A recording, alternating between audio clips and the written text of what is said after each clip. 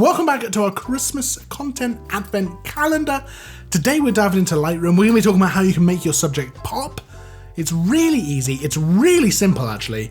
It's pretty much just a couple of clicks, but it's super powerful, and actually it's something I do in probably most of the portraits that I actually edit in Lightroom. So let's dive in. I've got two photos that we're going to use to demonstrate this point.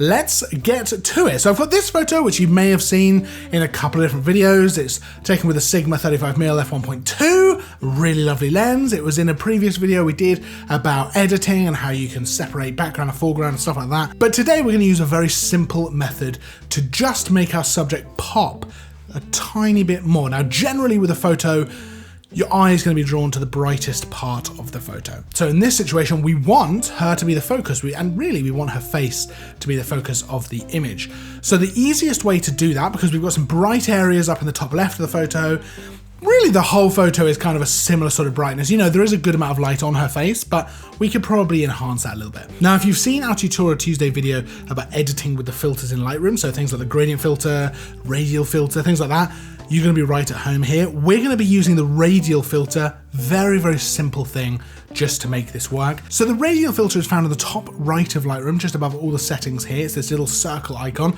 If we click that, it opens up this new settings menu for the radial filter that we're going to apply onto Lightroom. And you can just actually come over here onto the photo, click and drag and create a circle, whatever size and kind of rough kind of shape, elliptical, circle, whatever you like that you want to use.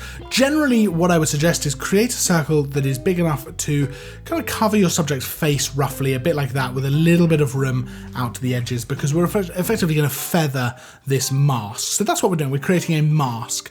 Now, what we're going to do now is in this little mask settings area, we can affect this, and by default, the actual settings are going to be applied to the rest of the photo without applying it to that little area we've just selected. Now we can change that, we can invert it, we can just click invert there so that it actually applies it only to the area within that circle. But we're going to leave the invert off because I want to apply it to the whole photo apart from the area we've created with this circle. So we've got our circle over our subject's face. Let's now bring the exposure down a little bit in the photo. And you can see as I do that, if I do it a lot, you can see we're just affecting the area outside that circle. Now, if I bring that back to 0, what's quite nice here is if I just bring it down a touch, something like a third of a stop. So there we've gone to minus 0.34.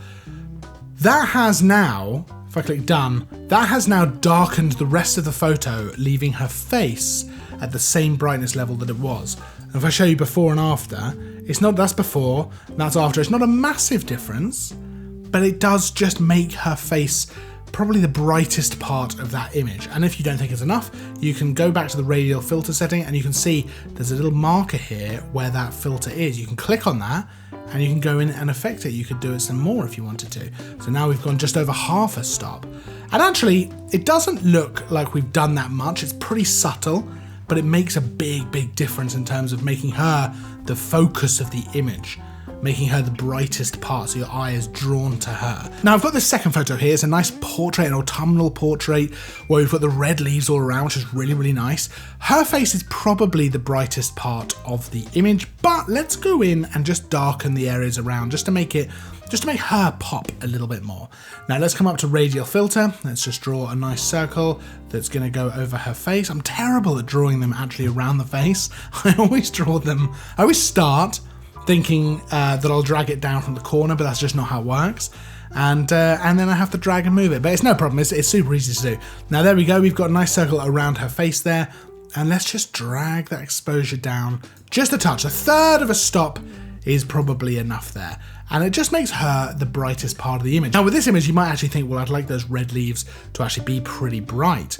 Well, no worries. Let's do something slightly different. Let's come in, clicking on that radial filter that we just created. Let's click invert down here, so check that box.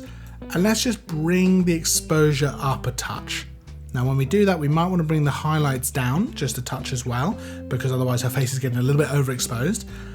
But you can see with the invert turned on, it's actually brightening that area inside the circle. So if I turn that off, you can see we're affecting the inside of the circle when we've got that invert ticked on. If I click done, she is still the brightest part of the image, but the red leaves are still nice and bright and vibrant and stuff like that. And that's kind of all there is to it. It's a really subtle thing, but it can make a big difference with portraits. I think it's important. I do it a lot with portraits just to make sure my subject's going to be the brightest part of that image, because I want to make sure that my subject's going to pop, you know? I want to make sure that that's what you're looking at, because especially with something like this, the red is lovely, but it's framing my subject.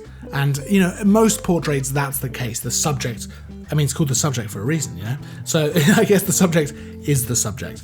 And that's pretty much all there is to it. It's a pretty quick tip, but I actually find it really useful myself. I use it a lot because it's just a very useful way of editing portraits and just adding that, just upping that game a little bit to make sure your subject is going to be the most important part of the image, the bit that draws the eye. I think it's quite an important and good way of doing this. If you do have any questions at all, pop them down in the comments. Of course, leave your thoughts down there as well about any of this and anything you want to see as well. That's always helpful. Make sure to give the video a like and subscribe, because we've got content every day leading up to Christmas. It's a content Christmas advent calendar. And with that said, I will see you tomorrow. Thanks for watching.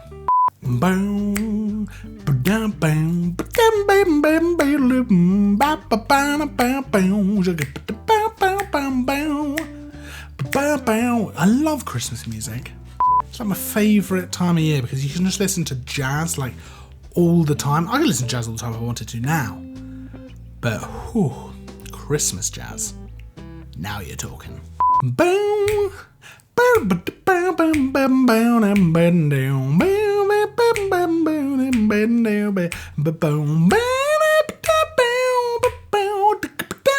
Right, okay.